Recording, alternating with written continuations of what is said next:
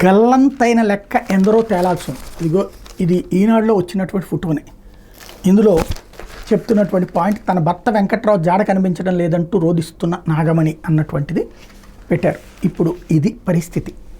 ఎంతమంది గల్లంతయ్యారు? గల్లంతు అంటే కనిపించకుండా పోవడం.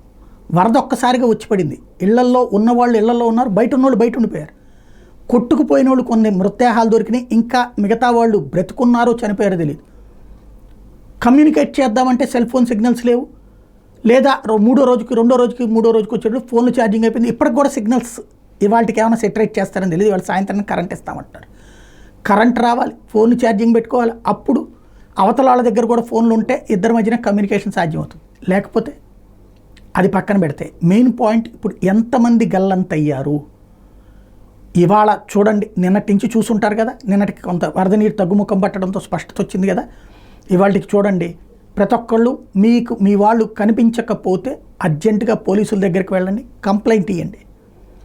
వాళ్ళ ఫోన్ నెంబరు వాళ్ళ దగ్గర ఉన్నటువంటి లెక్క ఇస్తే అప్పుడు పోలీసులు సెల్ ఫోన్ ద్వారా ట్రాక్ చేస్తారు. వాళ్ళ సెల్ ఫోను ఎక్కడ చివరి కాల్ వచ్చింది ఉన్నారు అన్నట్టు. దాని ఆధారంగా ఒకవేళ వాళ్ళు రక్షించబడితే ఎక్కడన్నా వేరే ఊళ్ళో ఉంటే సేఫ్, లేదు అక్కడెక్కడన్నా ఏ పొలాల్లోనో ఇబ్బంది కొట్టుకుపోయి ఉంటే కనుక విషయం తెలుస్తుంది.